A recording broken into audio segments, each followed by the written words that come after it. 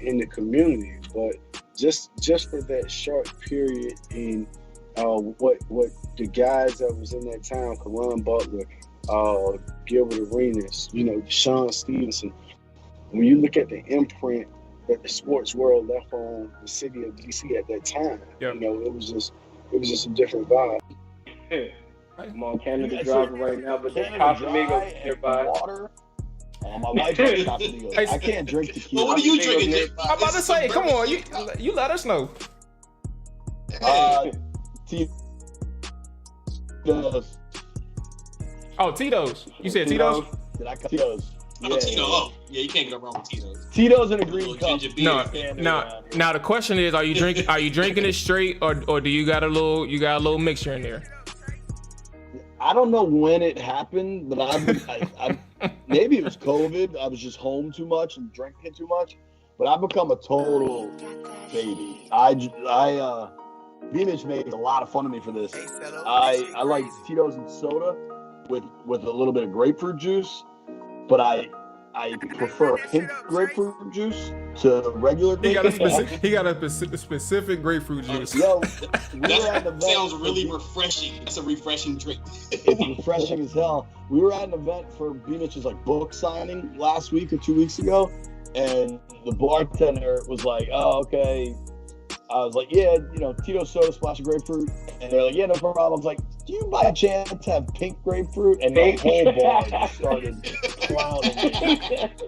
And how did that shit feel in 2015 to win the title? Man, it was exhausting. That was my first championship ever. You know what I'm saying? So, I didn't play on a whole lot of good teams, just growing up in general. So to kind of win it, and the way that our head coach kind of went about it, and I signed with that team for a reason. It was championship or bust. That was their thought process on the whole season. That was my thought process. I wanted to be a part of that puzzle, and it was crazy kind of going into it because I got released by the Jets. I ended up being the #1 overall pick in the arena draft to Portland. So I was in Portland for that year. Ball 11 interceptions. I'm like, okay, I need Sleezo, what's going on, Brandon? A bunch of, pretty much every. When this thing early today, dog. And it was all basically just. When that motherfucker early today, dog. This joint ain't looking too good, man. Doing this and all this. Oh my God. They sat me down and was just like. Hey, Sleeves, I hope you weren't watching this game, bro. A piece of the puzzle. Your team already won. You ain't got no reason to be watching this. No. They sat me down. No. Let's go ahead transition right quick, bro. Hold on. Oh Lord Jesus. Lord Jesus. Let's get into it, man. Welcome back to another episode of the Trap Die Podcast, provided to you by 214 Media. I am your host, Jamal. AJ Andres checking in. Obviously, for those who will be listening to the podcast, we started this stream as Washington is trailing at the start of the fourth quarter, down 49 points. So, did we really have to wait until the clocks hit triple zeros? I don't think we had to do that. Fellas, hey, AJ, Dre, appreciate y'all checking in. You know what I'm saying? How y'all doing? I wish things could be better, but I hope y'all Christmas was good. Put it that way. How y'all feeling? Yeah, the Christmas was much better than this bullshit. I'm actually the reason why I'm a little spaced out right now because I'm on WalterFootball.com looking at the mock draft database. I'm trying to see which QB fall into. We about to get our Mel Kiper and Todd McShay on. That's all there's left to do. Ain't shit else to do now. That's all we got, man. I told y'all. What, hold on. 2-3 weeks ago. Yeah, we're gonna make the playoffs. Yeah, we're gonna do it. Yeah. We was holding the playoff spot at the time. We're gonna make it happen. Yeah, go Washington all day. Hey, look, man. At some point, you can't deny the fact that we was in the 6th seed, bro. What we supposed to do? We got to talk about what we see, bro. Right. On a daily basis, on a weekly basis, Oh man. All right. So there's a few pressing items. Merle said it is 58-7 now. I don't know if did they hit a safety or something? Let me refresh the page. My TV say 56. 56. Okay, so They we're they still they all right. So it's must still they must have bought a bootleg TV from Walmart on Black Friday or something. maybe. So look, final score from where we call it. You know, it's not over yet, but as we're live streaming and recording, it's 56-7. We don't need to go through any of the numbers. We know what we saw to this point. Statistically, I will give just one stat out for the halftime numbers. And then we'll just push it over to you all, AJ and Dre, so we can talk about some pressing items. The halftime numbers: 42 points, 321 passing yards, 24 first downs for the Dallas Cowboys. And I don't know. I mean, I've seen us get smoked before. Like, we've gotten smoked 1,000 times in my lifetime, but I don't remember an efficient half of football like Dallas had against Washington. Like, I don't remember that. Like, the last time I truly remember that, and I'm not citing it, y'all can help me remember or refresh my memory, but the last time I ever seen somebody as efficient in terms of an offense and as a player, as one person was the Monday Night Massacre with Mike Vick, who just seemingly could not miss. He couldn't get stopped in the ground. Like, nothing could happen negatively for the Philadelphia Eagles that night. The Dallas Cowboys is on one tonight. Fellas, I'm going to hand the floor to y'all to take it wherever you all want to go, wherever you all want to start. The floor is yours. Whoever wants to take the first stab at it. I think I'll go first, man. I think I'm actually happy tonight. You know, I'm hoping that people within the fan base start to see the light and realize that Ron Rivera is not the guy for this job. And yeah, I mean, his team is not prepared. No matter what excuses people try to give about playing with so-and-so quarterback or COVID list. I mean, there's so many teams across the league going through the same exact thing. And like I've been saying, Ron Rivera seems to only try to prepare the starters. That's it. Backups are not prepared to play. Nothing. Like, I mean, it's just been a straight shellacking, like, embarrassment. Like, this is primetime TV where you let a motherfucker put up 41 on you in the first half. Like, come on, dog. Like, you still have good players out there on the field. That's what I was about to say. And Like, you still have guys that wasn't been on the all roster. COVID list people out there. Yeah, you still have guys that been on this roster for some time or whatever and been in your locker room, know your playbook on the field, especially on the defensive side of the ball, and you just getting washed. Like, I mean, I won't even talk about Dre's son tonight. I'll leave him alone. But I mean, at the end of the day, for me, dog, it's just very telling of this coaching staff. Like, the lack of adjustments, the fact that they just played the same team 2 weeks ago, and it's the same shitty ass performance from 2 weeks ago. It's just that there's no comeback this time. It's the same exact effort that was given. It's the same scheme. Like, I mean, think about it. Taylor Heineke got 2 interceptions from defensive linemen that didn't even drop back in coverage. Like, they literally know that you're taking 3-step dropbacks and throwing the ball. Like, you're not going through no reads, nothing of that nature. They know exactly what you're doing the whole time, and there's nothing that you're even doing to try to stop it. You're not trying to go after Trayvon Diggs, who just gave up the most passing yards in the league. You're literally just giving them the game, and then, I don't really find it embarrassing. But then you got the situation with the Deron Payne and Jonathan Allen on the sideline. I mean, I had a couple conversations with a couple guys who's not playing tonight in regards to the situation or whatever, and they're just like, if Payne got that mad, it must have been something serious because he doesn't speak much. He doesn't say much. And that's very telling. Like, I think, Jonathan Allen probably really thinks he's the leader of that team. So he probably said some out-of-pocket shit to him, and that's why he got poked in the face. Like, but you can't. There's no way that you can say someone is a leader and then they do some shit like that game day. Like, if it's during practice, training camp perhaps, that's one thing. But actually during the game, prime time at that, nah, bro. I don't care if you got poked in the head. Well, you still got to have talk some about this restraint then. to some extent. Let's go ahead and talk about this then, because we don't know what was said at all. Because both of them could have been mad, and Payne was probably the only one that was showing it. But at the end of the day, and we all know this, a motherfucker put their finger in your face, you gonna have something to do about that. Right. So I don't know how you gonna flip that on Al. I get what you're saying, but if somebody put their finger in my face, bro, I understand. Like Payne, he is a quiet dude. Like he's a mild mannered dude, but never really been one to show emotion in any regard. And to some extent, Allen, like he's just stern in his opinions and how he speaks to the media. But at the same time, when you pissed off, bro, we all been in situations from a sports standpoint where we pissed off, bro. And fighting on the sideline just ain't it. So both of those people are at fault, but that thing, like fighting on the sideline, is just not it, bro. It's not a good look. It's not a good stance on unity, but it's also not a good stance on Ron's culture too.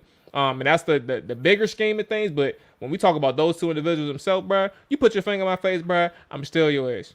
Yeah, but but I mean, you had to have said something for that man to poke you in your forehead. You feel me? It could have been building up, yeah, for sure. Yeah, I don't think he just like fucking went up to him and like, yeah, I'm gonna poke you in your forehead. Because I mean, if you watch the broadcast, they trying to make it seem like they supposed to be best of buddies because they played at Alabama together. That don't mean shit. You know what I mean? Like people were brought in this world by their mom and dad and don't fuck with them. So college teammates don't mean anything. I just feel like, that's going to be the bigger thing that's taken away from this game. It's going to be interesting here in the next couple minutes to hear what Ron Rivera says in regards to those transgressions. But yeah, like you said as well, it's very telling of Ron Rivera's culture and really like what's the pulse of this team, because they were in the hunt and everything seemed kind of good, and now they're in a space where it's like they reverted right back to before bye week. Yeah. I mean, look, the defense was getting their ass kicked from jump in this game. I mean, I know Taylor Heineke started off with the interception. I mean, that pretty much changed the momentum of the game. But we kind of saw what we saw last week with Philadelphia. After they got started, we couldn't stop them at all. But the only difference is Dallas just got a lot earlier started on this week. If Philadelphia would have started out as early as they did on us last week, we probably would have got 50 hung up on us last week as well with the way they were looking. So, I mean, maybe that's probably what the extent of their frustration. So I don't know Allen and Payne's for relationship. I mean, AJ, you're right in that the fact that they went to Alabama, but that doesn't mean shit. We don't know if that means they're best friends. I know a lot of people keep alluding to, they brothers, they fighting like brothers. They might hate each other, but that's cool. But you still try to keep your cool on the sidelines, I mean, that's something you don't want to have that come out. I mean, but when you're losing like that, shit like this starts to happen, and you got personalities of guys that went to Alabama where they used to winning, and now you out here getting smoked on national television. You're embarrassed. And this is actually, like I said, 2 weeks in a row that the defense has kind of been getting embarrassed, and not even just 2 weeks in a row. I mean, they had a little stretch of games where we went on a winning streak where they were playing a lot better than they were, but the bar was in hell from where the season started as far as how the defense was performing. Like, I mean, they were on a historically bad pace to start this season off this year, and that was with a full deck of guys. So now, you're kind of COVID ravished, and now you're looking like a Division III team. And I kind of mentioned it on Twitter earlier, just kind of, stand on the defensive side of the football. This team was built, they were built up to us as the strength of the team as the defense. Yep. Like everyone said, the defense is going to be exactly. It's going to be what makes Washington good if they're going to be good this season. But now you're seeing that the defense isn't good this season. And I don't know if you could just point to one thing or one reason why this defense is good. I mean, they don't have linebackers. I think Jack Del Rio has been pretty bad this year as a coach. And then there's just, issues all over that side of the ball. So the conversation at this point going to have to start shifting to, do you want to start making some of these guys available? I mean, I don't even know if there's an untouchable right now on that side of the football. I like John Allen. I think he's he may be a guy that probably you want to keep around. I mean, just because of his vocal leadership. But tonight, I still wouldn't get swayed away as far as, he's not a leader because of what happened tonight. I mean, shit happens. But you might want to start looking into making some of these guys available. And now you're going to start having to be more explosive on offense. Like, we really need to start getting the influx of talent on offense, man. Because right now we have Terry and Antonio Gibson, he's a pretty good guy, but he's still not one of the upper echelon backs in this league. And we really don't have much talent outside of that. I mean, Dami Brown just made his first play of the season today, and that was that long pass. I mean, but we still haven't seen much else out of him. Tight end is a question mark right now. Logan may not be available next year to start the season. John Bates, he looks like he has a little bit of potential, and I want to see more of him to close this season out. But outside of that, where are your playmakers? Curtis Samuel can't get on the field, and I don't know if we can rely on him being on the field next year. So you got a ton of questions right now, and I would start with looking at that defensive side of the football and saying maybe we need to start flipping where we putting the talent and assets in on this team. You know what's crazy? So Merle mentioned that he feels like Ron. Two things. He felt that Ron lost the locker room, but he also lost. He felt like he lost the team during the bye week. I mean, before the bye week. There was something where I noticed when we all saw the first drive where Washington really it was a really good defensive drive. You get 2 sacks.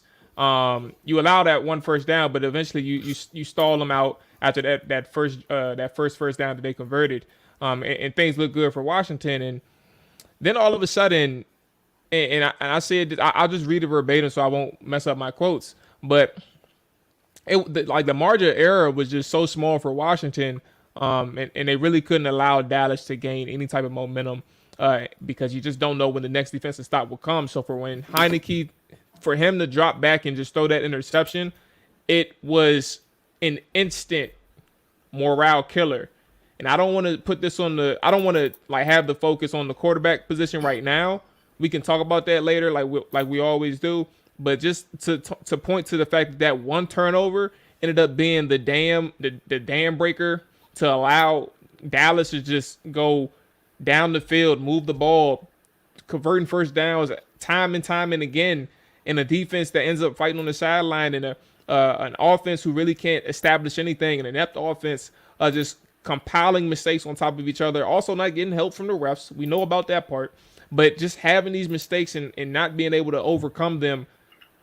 When you look at that defense, and you understand that they were the ones who gave up 42 points in a half. I don't know if anything that they did in those 4 weeks in which they won can overcome the 8 weeks before the bye week and the following 2 weeks after that 4-game win streak. And whatever's to come with Philly and with New York. I don't know if they'll be able to overcome that, fellas. So I don't. My point is, I don't know if the coaching changes, if that conversation should start taking place. I think that is a credible conversation to have. I don't know if it's worth firing anybody right now because of one bad year, like statistically one bad year. But I think it's something that should be worth, it's a valid conversation to have. Yeah, I definitely think that's a conversation you can have. But it's a conversation I would have after the season for sure, as far as what you're going to do with the coaches. And if you are, you got to look at the defensive side of the football, because again, that was supposed to be the strength of your team this year, and they regressed. And everyone thought that this defense was by at minimum would be a top 5 defense. A lot of people had them as the best defense in the league this year going into the year, and now they're not even close. Like I say, injuries or not, this has kind of been the team we've been seeing all season on the defensive side of the football. So you got to look at the coaches, you got to look at that staff. But my question is, if you're going to fire Jack Del Rio, I don't know if the answer is just promoting the defensive backs coach Chris Harris or something like that. I would have to go outside and look. As bad as this was, because I don't know if anybody on this staff on that defensive side of the football will be worthy of a DC look at this point. And you know what's crazy? Go ahead, Ada, you got it. Oh no, go ahead. I'll let you finish. So what's crazy to me, and it dawned on me this week, I don't know if I ever said it out loud.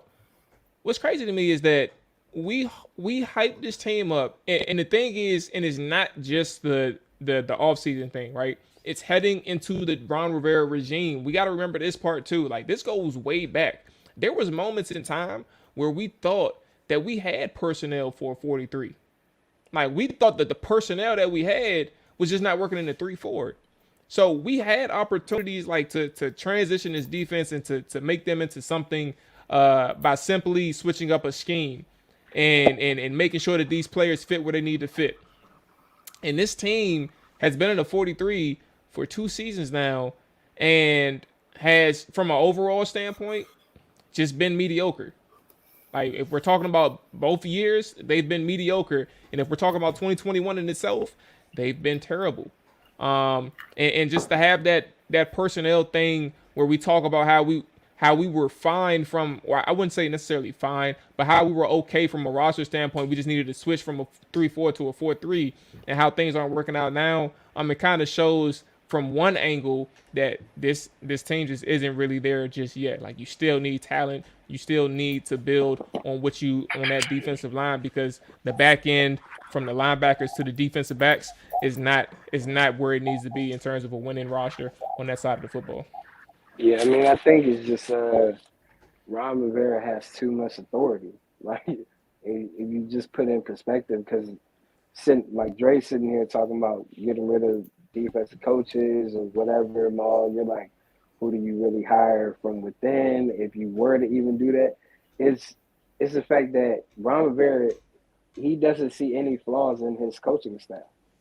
He doesn't see any flaws in anything that he does, and it's like he has the be all say all in all situations. Even though a lot of people try to put it on Snyder or whatever, he's really taking a seat back and let this man control this team, like from the linebackers to the decisions on the offensive side of the ball. Like, I tried not to think about the 19th overall pick so much, because, like, bro, you could have traded back and got more assets, or you could have really got some guys there at 19 that could have helped this team. Like, you could have got a Kadarius Toney. You could have got, maybe a corner. You could have got offensive line. You could have got different pieces, right? Yeah. And it's just like you didn't do any of those things. And now, going into next year, I'm supposed to expect you to go and get a quarterback? There's no way in hell that I'm confident that you can go get a quarterback. Like, you're ending your season losing, 56-7? Right now we're 14. at 50. Oh yeah, 56-14. That's the final. There you go. 56-14, but the season is about to end in 2 weeks. Like, you don't think these prospective, like, quarterbacks on other teams are looking at this game like, God damn, like, what the fuck is that? Like look at the offensive play calling. Like, look at the pieces that I possibly even be working with. Like, everything has been based on Ron Rivera. Everybody he's on his coaching staff, there's nobody really indifferent. The only person he really kept around was Randy Jordan, who's one of the best at his job, and it would be laughable if he had got rid of him. But everybody's his homeboy. Like, everybody that works with him on that staff is someone that he has a rapport with. There's nobody indifferent to tell him, no, I don't think this is right. And that's not to say that these guys don't give their opinion, but it's kind of hard when you really are, like, good friends with the person that hired you, There's literally nobody on that staff that doesn't have a direct correlation to Ron Rivera in the past with San Diego, Philadelphia, or the Panthers. And even when you look at the acquisitions that they've made, from the David Mayos to the Curtis Samuels, whatever, it's nothing that deviates from what he already did in Carolina and what even helped him lose his job in the first place. And it's just the same shit. He's just in Washington now. Well, here's the thing. I was gonna say this is gonna be the first real offseason for Ron Rivera and his staff, where now there's no excuses going into next season. Like, everything you do, you like the first offseason he had when he came in, he inherited, the 3-13 roster. He inherited Dwayne Haskins at quarterback, so he had his hands tied there. Then the second year, he kind of backed into a division title, which no one expected him to back into a division title. And as far as draft purposes go, that hurt in a lot of people's eyes, because you couldn't get the quarterback you probably wanted, or one of those young guys at QB. Now this year, you're going to flame out. You're going to miss the playoffs. You're not going to the playoffs this year. You're likely going to have a top 10 pick in the draft this year. So now all eyes are on you to say, all right, you don't have a playoff roster right now. You backed into the playoffs last year. A lot of people could look at that and say, oh, he may have thought he had a playoff roster. He only need to fix a little bit of spots. So that's why they went out and got Ryan Fitzpatrick. Well, now you don't. You know you can't rely on Ryan Fitzpatrick. You know you can't put another Band-Aid on the position at quarterback. Yeah. Now you have to be aggressive, and you have to go out there and attack. That's first and foremost. I mean, you have other needs, for sure. But first and foremost, the first thing you have to do, you have to go out and attack the quarterback position.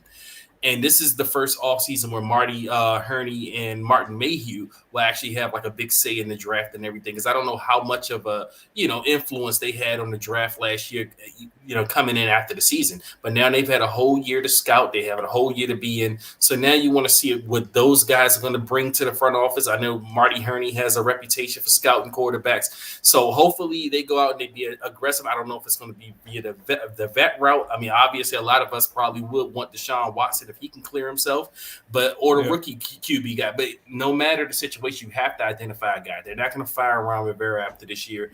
I mean, I just don't see it. I mean, Dan Snyder's just not going to do it. I mean, he didn't fire Jay Gruden in 5 years when he probably could have been fired a couple of those times. So they're not going to do it with Ron. So he's going to get another year to get it right. But this is the year where I honestly think that if he doesn't get it right going into this third season and they kind of flame out and start looking like they're doing again this year, he may not be back for that next year. So he has to get it right this offseason. Oh, yeah, Jerry, let me ask you this. Do you even – let's say they end up with the 9th pick overall, right? You're saying that's where they're placed right now, right?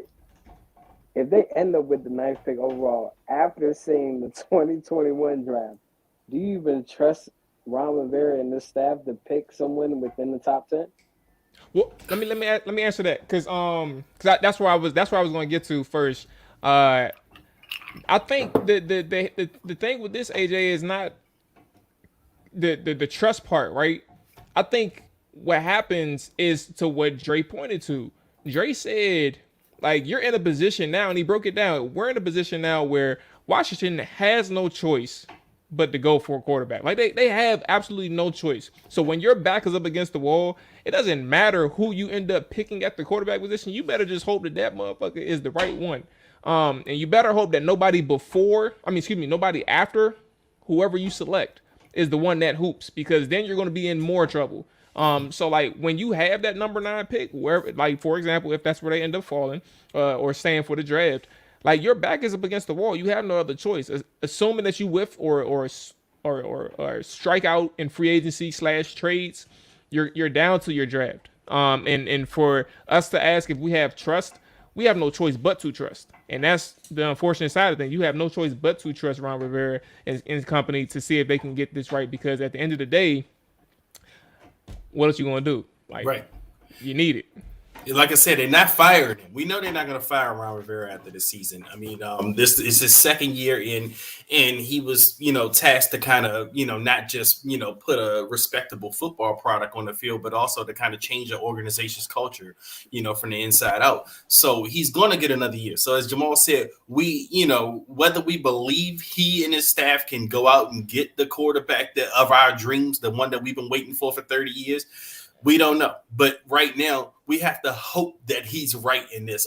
And I also think that a lot of people do put too much stock into Ron Rivera, the evaluator. I don't think Ron Rivera really has that much say in the evaluation process as a lot of people think he does. I mean, I think he has the final say, of course, but I think a lot of that, I think he does trust a lot of the guys that he has, around him when it comes to player evaluations. So we have to, not just say we got to trust Ron to make the right pick. We got to trust Marty Herney. We got to trust Martin Mayhew. We got to trust all of those guys that work up in that front office that's been doing their due diligence and scouting all year to make the right choice. I mean, this is very important. Like I said, I truly believe that their decision at the quarterback position, whether it be the vet route or whether it be in the draft this year, it's going to be Ron Rivera's career here. It's going to define his career at the end of the day. This upcoming offseason is going to be, whether he gets more years after this coming year or whether he's probably out of here after next year.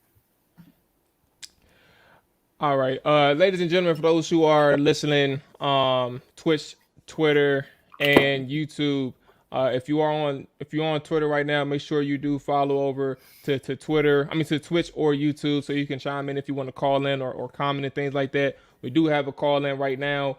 Our good man Merle, who's showing love, always showing love through the YouTube. He wants to check in right quick, so let's go ahead and add him to the call and see where we at. Hold on 1 second. All right, there we go. All right, so Merle, what's going on, big dog? How you feeling tonight? What's going on, fellas? What's up, bro? Hey, nothing much, man. I cannot complain. So listen, man, the floor is yours. Whichever alley you want to go down, get it off your chest, man. Let us know how you feeling about these boys in Washington. I mean, honestly, we talking about trusting Ron. This man has repeatedly lied to the media and to the fans since he got here. Okay, he told us that we were a rebuilding team. Then he goes and signs Ryan Fitzpatrick to act like we're gonna win now after he wins the division. He lied to the fact that Ryan Fitzpatrick hurt himself before training camp started, going down a water slide. Oh, hold on now. Hold on now, man. We ain't gonna believe that one. We gonna let that one slide. That was unconfirmed. and then he tells us that Curtis Samuel has a minor groin pull. Comes to find out he had core surgery, which is telling me that man had a tore groin when you signed him, and you didn't want nobody to know that you signed a damaged player. You got rid of players such as Jimmy Moreland, Kevin Pierre-Louis, Ron Darby, who fit the system. And then you replace them with old guys like David Mayer, which you say you weren't going to do. At the bye week, you told us that you were going to practice during the bye week. Players had a fit. And then you switched it up and said, no, we're not going to do that. You had a little tiff with Chase Young. During the interview, you say you were a little disappointed in him, and Chase Young didn't like that and took exception to that. This man has lost the locker room since we've been 2-6. Tonight was just boiling over. You could tell by the first play of the game when Washington had the ball, Heineke throws that football, the whole team was like, oh, shit, here we go again. And from that moment on, you could tell the team was not in tune with playing the game after it just been hammered by Philadelphia Monday night. That's why you saw Jonathan Allen and Deron Payne getting into it, because they already been manhandled by the Eagles offensive line, and they were getting manhandled by the Dallas offensive line. And instead of benching both of them, you decided to bench Deron Payne because you didn't want to bench your boy, Jonathan Allen. Did he bench Payne? I didn't know they benched Payne. Nah, Payne still played. Yeah. He played one. He said he didn't want to bench. He played in one series more, and then they benched him. That's what they did. That's what Ron did. It's amazing to me how you can let people play like Antonio Gibson, who leads the league in fumbles, but you want to bench him, but yet Taylor Heineke throws a dumb pick every week, and you don't bench him. And you know I'm not lying. We all say the same thing. Where's the dumb pick coming from? And it's usually always deep in our territory. Didn't change tonight. So, no, I don't trust this staff. You think I'm going to trust a GM that admits he doesn't go out and travel to scout players like Martin Mayhew? Really? Your lazy ass can't get up out the chair and go scout? What the hell? Hey, where you from, Merrill? I'm from Richmond, Virginia. Okay, yeah, I hear it. I know a Richmond accent when I hear it. Oh, okay, yeah. Yeah, so Merle, it's rough. It's rough to see today. Obviously, as we all saw, the one of the things that you brought up is the benching aspect and just understanding. Well, first off, his explanation was incredible. He defined it as excitement and what did he say? Excitement and annoyance or anger or some shit. Something like that. How to describe Jonathan Allen and Deron Payne. And in my head, if you were to bench somebody, it should be two people being benched, if anything. But at the end of the day, for them to even be back on the field, I can understand like the what's the word? I guess the way it looks. To have them back on the field is just one way to view it and just see that it's not just necessarily the best to have your two players who were just in a fight to be on the field playing together. But I don't know. I think if there's one thing to say to the conclusion of this, Jonathan Allen got extended. And to Dre's point, I was with this at the bye week. You should have been shipping people at the bye week to just try and get some draft picks. But the offseason coming around, and again, Jonathan Allen got his extension. Deron Payne still needs his contract. I think it's safe to say that if there was somebody who had to get moved, that may be the individual. Yeah, no, I agree. And like you said, man, when it comes to this team at this point, we need an influx of talent moved on the offense. We need it to come in on the offense. Like, we don't need a defensive line full of fucking first rounders right now, especially we ain't got no linebackers behind them. What's the purpose of having Allen, Payne, Chase Young, and Montez Sweat if you ain't got no linebackers behind them? I mean, right now, it's just a moot point. Dre, you have Jamin Davis. You have Jamin Davis. Why are you negating the fact that your 19th overall pick is Jamin Davis? Yeah, a guy who was predicted to go late in the second round. They drafted him in the first round. Exactly. But so my point exactly. We have nobody. I'm gonna let Dre finish, but I mean, the bigger question is this team better now under Ron Rivera than it was under Jay Gruden? Oh no. My God. We need to say that. Yes. Yes, they are. Yes. Well, we talking about Jay Gruden's last year. Yeah, I mean, they were 3-13. Man. I never saw Jay Gruden get beat 56-14. I can't. Jay Gruden got his ass whipped a few times. I'm pretty sure they got not 56-14. Not 56-14. At the end of the day, in this fan base, you know, and even with Dallas, what matters to them the most, even if you're not gonna make the playoffs, is beating Dallas or beating Dallas or Washington, you know, not losing to Dallas. You know, like that's what just matters at the end of the day. You can't come on national TV and lose 56-14, bro. And we in week what? We in week 16.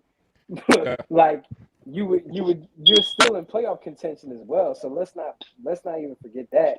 It's not like this team is like not in contention to possibly go somewhere. You came out here and lost 56-14 with the playoffs on the line. With the playoffs on the line, that speaks a lot about your coaching staff. I don't care who got COVID. And that's what I was saying. It's just like you're only coaching up your starters. You are not coaching up your whole team. And even the starters that you are coaching up, you're not giving a lot of those guys fair shakes like Cam Sims. You're not trying to feed them the ball or feature them. Oh my God! You're not even featuring your number one. You're not even featuring your number one wide receiver in Terry McLaurin. Like you're not featuring him. Like you know you know that Taylor Heineke can't throw the deep ball, and you letting this little noodle arm motherfucker throw the ball deep on your first drive. Like what do you think was gonna happen? like. Well, they tried to force feed Terry today. But Terry couldn't get open on Diggs. And I'm just being honest. He couldn't get open on Diggs, man. But Diggs did pass it. I thought it was a PI he got away with on that one play where he tackled Terry before the ball got there. But for the most part, Diggs been pissed since last year when Terry cradled the baby on his ass. And this year, I mean, I love Terry, but he just wasn't getting open like that on Diggs this year. Hey, I'm just being real, man. I think he had double donuts. And for I think he caught some late on this game here, like the garbage time. But yeah, he caught something on him. But good for him. I mean, yeah, I really don't know. I just think I'm just curious to see how y'all mock drafts gonna start looking by tomorrow. That's it. Well, it's quarterback. My first 4 picks better be quarterback. That's all it's gonna be. Gotta be a quarterback. Man, I pray to God that they don't end up drafting a quarterback. Because you're not gonna get free agents coming here. But that Merle makes a great point. Who else you gonna get if you don't draft one? I mean, because I don't know. When I say that, if your primary focus is not to go get a quarterback before the draft, then you already are behind the ball. Like, there's no quarterback. I keep saying this. There's no quarterback in this draft worth drafting top 10 overall at all. I would not fucking sell my franchise on draft or force. You never want to be in a situation where you're forced to take a quarterback. And that is where this team is unless they address it with a veteran presence in the offseason. Because Well, if you're really uh-huh. going to sit there at that ninth spot, there's so much talent that you could get. There's linebackers, there's cornerbacks, there's safeties, there's Maybe AJ. I think AJ probably disconnected for a quick second. I think my thing. Oh, and appreciate you, Merle, for checking in. We're about to let you go. For a Okay. quick second. Appreciate it, guys. Already, man. You be safe. Enjoy Yes, your night. sir. You too. Yes, sir. All right. Where are we? Boom. All right. So, one of the things that AJ's talking about is that having to get a guy before the draft starts. And my thing is, it's kind of like the influx of how the season went. Like prior to the 4 game win streak, we're all concerned because we're trying to figure out which veteran would willingly want to come here. You outline all the options and you see the successes of other teams and the consistencies of other teams, and then you look at Washington, a team who now all of a sudden is back to where they were before the bye week, a team who struggles in other aspects, or excuse me, one of their best aspects, which is their defense. Hold on one second. There we go. Struggles in their best aspects, which is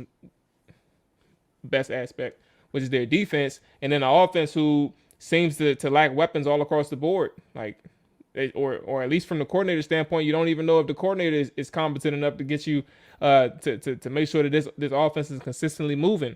It's a lot of question marks, and when you talk about a veteran presence, who are you going to convince that this is the right spot for them? That part is a conversation worth having. And I'm all for trading because, I mean, most of them aren't going to have a choice, but at the same time, it's like those who are given that leash or that say so from the organization of where they can go, it's going to be hard to convince like a Russell to come here. And if Deshaun has say so, I don't know. It's going to be hard to convince him to come here too. But yeah, as far as like the vet options out there, I see, the typical names that people throw out there for us, Matt Ryan and Jimmy Garoppolo. I'm gonna tell you right now, I'd be pissed if we end up with either of those guys going into next year. And if you do end up with one of those type of guys, you still have to draft a quarterback in the first round. Like, you still gonna have to draft one in the first round. And I wouldn't even care who it is, but you have to, address that. But those wouldn't be the options. Obviously, man. I'm shooting for the stars, man. If we're going the vet route, I mean, I'm throwing everything at Aaron Rodgers, even though that's the most unlikeliest possibility. I'm throwing, if Deshaun Watson ever gets cleared, I'm throwing everything at him. Russell Wilson, if he wants out of his situation, I'm throwing things at him. And then maybe some other guys will come out. I think the most attractive option that a lot of people may not care for, outside of the really, really big names that may be available, I mean, I would probably looking at Derek Carr. I would throw something at him if we strike out on the other guys. Oh my God. Oh, okay. Derek Carr. All right. Yeah. All right. Hold on. Let's go ahead and add another call in here, man. For those who are listening, or those who are watching on Twitter, make sure you are on Twitch or YouTube, man, for some call-ins if you want to get in. We are about to wrap this show up shortly, but we do have a caller checking in, man. Let's go ahead and get him in here right quick. Amio, checking in, man. Welcome to the Trap or Die, boss, man. The floor is yours. The floor is yours, man. Washington gets the door blown off their ass. And clearly you ain't here to talk about it, man. Let the people know what you got to say. Wherever we want to take the conversation, man, it's up to you. What's going on, fellas? This is my first time on here, and I just caught up on y'all, and I'm listening to y'all conversation. And all these options are good, but at the end of the day, it comes down to this, man. Like, nothing's really gonna change until you get that owner up out of the way. Like, I'm 38 years old, bro. I've been watching this team since I was knee high. You know what I'm saying? And I've seen the good years and I've seen the bad years. But it's games like this that makes you realize that even if we had a quarterback, that wasn't the issue today. The issue was the line. It was the defense. We went from last year. The defense was our calling card, right? To this year, the defense can't stop a cold. Like, it's becoming, the inconsistencies of this team is just ridiculous at this point. And it really don't matter if we get Deshaun Watson. I mean, he's going to get us. He's going to look like Houston. Houston last year, he was an elite quarterback last year, right? But the team was still ass because the team around him was still trash. So it really doesn't matter who we bring in. This team has a whole bunch of issues with it: the line, the defense, the secondary, the coaching, and at the end of the day, man, it's the ownership, man. Like as everybody knows, shit flows downhill, right? So if the ownership is bad, then the whole franchise is gonna be bad. Man, we just got embarrassed on national TV yet again. We already had the Monday Night Massacre. What are they gonna call this? A Sunday Night Slaughter?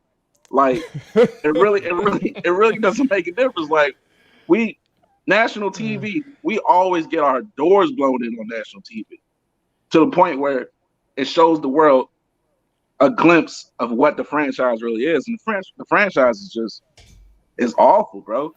Like it's always culture. Every year it's always something. You come into the year, you got a little bit of hope. You come in, oh, we won the division last year. Awesome fluke shit. Like it was fluke that we won last year. Yeah. And this year we're still in the playoff contention. Awesome fluke shit. Like it So really let's doesn't ask matter. this question right quick because So- you brought up a good point. And first off, I want to get your name correct because I said it slightly, but what's your name, bro? You said it right. Okay. All right. So listen, somebody said, and this is a question to all of y'all, Dre, AJ, you too, Emio. So somebody had said on Twitter to me, I don't mean no harm, but this team can legit address any position, and they wouldn't be wrong for addressing it. I'm gonna hand this to you all. And I know we're coming off a loss, so it's going to be skewed a little bit. But I want y'all truth, man. How bad or how inept is Washington's roster right now? Is that statement true? I'll chime in. I feel like it doesn't matter who you bring in here if the head coach and the player personnel people aren't on the same page. It really doesn't matter. Like, yeah, you could address every position, but that's because who the hell is calling the shots and who's putting the people in position to coach these people up in these position groups, who's calling the plays and all those things and getting them prepared with the OTAs, the mini camps, the training camps, and so on, and really building up that culture, you know?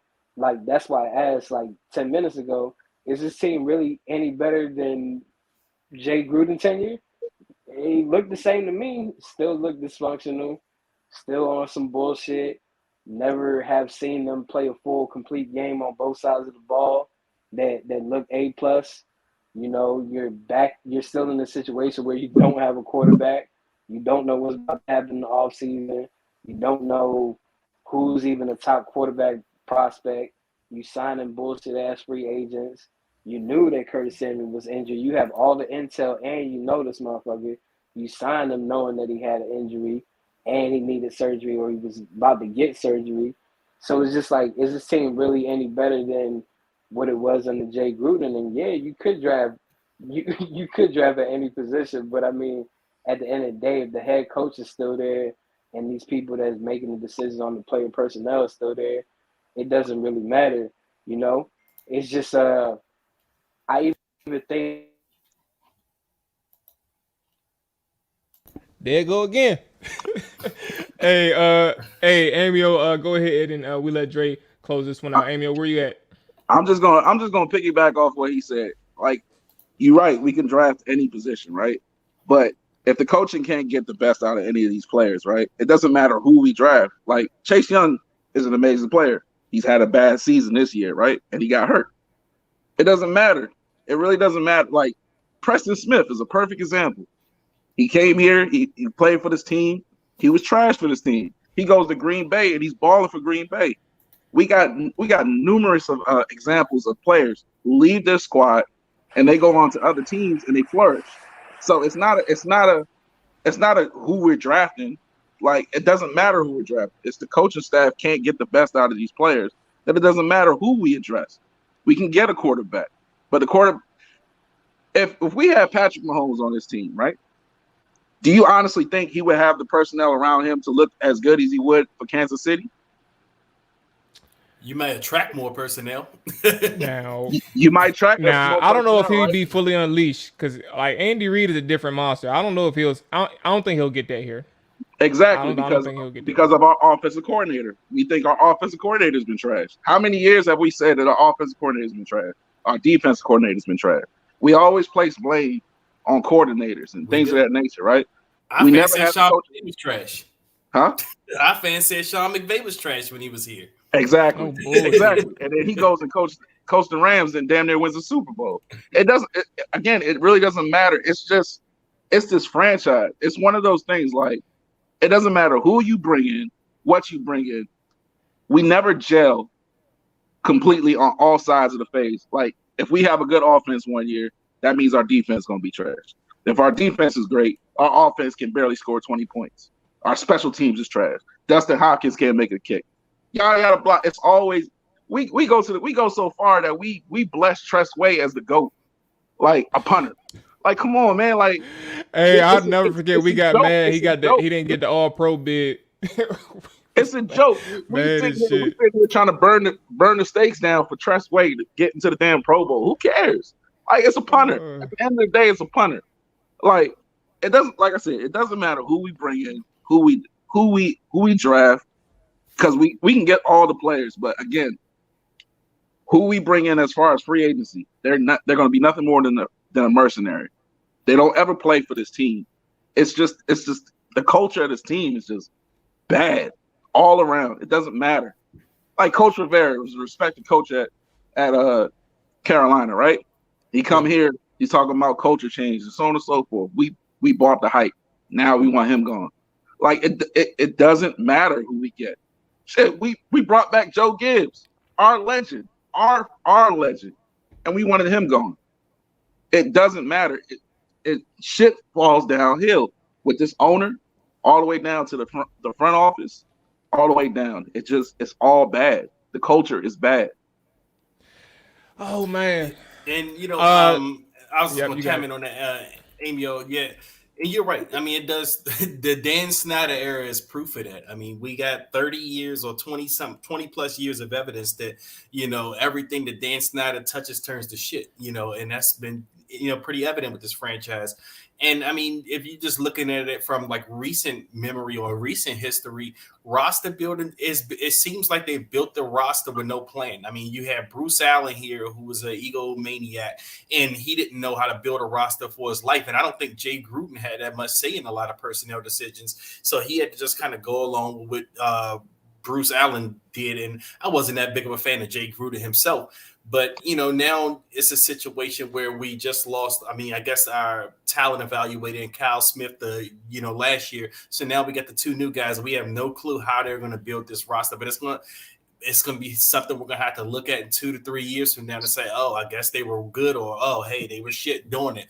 But that's been the issue the last, the whole Snyder tenure is just roster building, man. It's been just poor. I mean, they seem like they just don't have a plan. It just, what are you doing? Like, they don't go out. They don't, like I said, no one's on the same page as far as like this coaching staff and being on the same page with players. As far as Ron Rivera goes, like, we don't know. I think that's what they have to do. They have to get guys that's going to buy into their system. If you even look at like last year, the linebackers, we knew linebackers was a need last year, but they had found guys like Kevin Pierre-Louis who could play in their scheme, and he was pretty good. And as we had mentioned earlier, Ronald Darby was another guy that could play within the scheme. So now you go out this year, you replace them with a couple of guys, and those guys don't look like they fit the scheme or whatever the case may be. So now you just back to square one, like, oh, now we're signing players that aren't doing shit here, or they're going to do something else. Where this regime, I mean, regardless of what Dan Snyder does or anybody else does, they have to be on the same plan. AJ mentioned this. They have to be on the same plan with the players. They have to know that the players they're bringing in are going to fit what they want to do if they're going to have any kind of sustained success here. And I totally agree with that. And you can look at it as far as our draft. You can see the pattern of what we're trying to do. What we're trying to do is we're trying to get a whole bunch of defensive players and make the defense a stalwart defense. But again, we focus all this draft capital on the defense, right? The defense was popping last year. Now this year, like I said, we look like we can't stop anybody. It's like Dak Prescott, I mean, come on, man. Before this game, he was looking like he was garbage. And then he comes play us, and he's looking like he's an elite quarterback all of a sudden. Like, come on, Jalen Hurts. Like Jalen Hurts is, come on, man, he's trash. And then but he plays us, and he looks amazing. So again, it's one of those things like, if you're trying to focus on your defense, right, and you're trying to make defense your calling card, then your defense has to be your calling card. If you're gonna invest all your capital in one side of the ball, then that side of the ball has to be locked, and then you build off of that. Terry McLaurin, man, I feel for the kid. Like, you can tell that he wants to be a player, and he is a player. You can tell that he deserves to be a number one receiver in his league. But he got the likes of Kyle Allen and Tyler Heineke, who we all know. Like, he's a cool story. It's a great story for the kid, but he's clearly not NFL starting quarterback worthy. He's not. Kyle Allen is not. Fitzpatrick is not. Like, we need to stop all this. We need to, if we're going to focus on one side of the ball, then focus on one side of the ball and get that right. Then work from there. But this whole mixing and matching and trying to get mercenaries and trying to bring people in, trying to get a coach that's going to be the savior, that's out. Any team, they build it. They build from a foundation. What is our foundation? Like, what is our calling card other than Tress Way? Like, honestly, like, what do we start with? What can we actually look on this team and say, you know what? If all else fails, I know this is going to work. We ain't got it right now.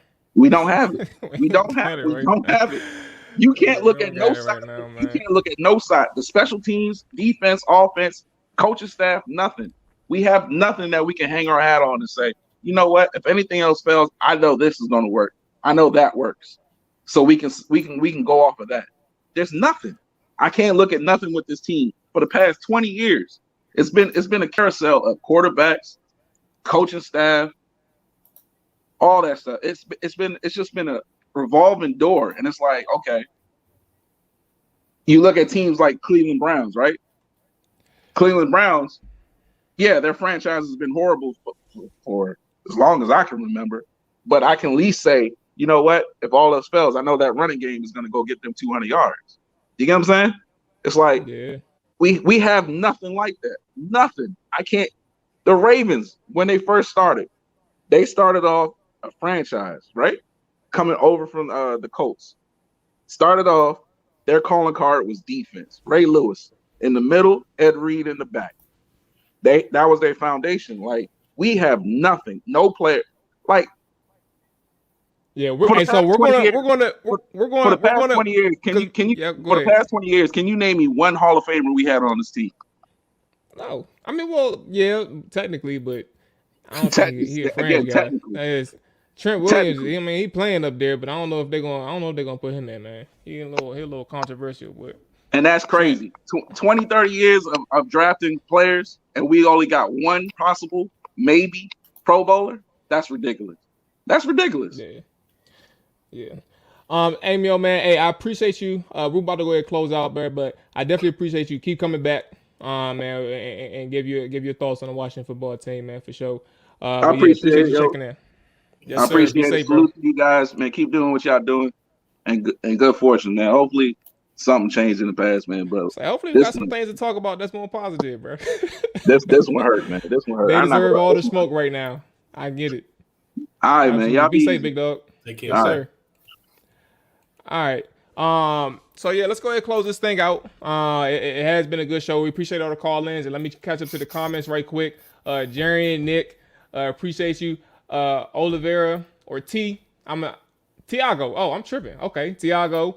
Nick, you can. You know what I'm saying? Nick, you can go ahead, bro. I catch you Wednesday. I ain't got time for that. Jerry and Joe Gibbs, all in the chat, man. Appreciate y'all coming through. Merle, same thing.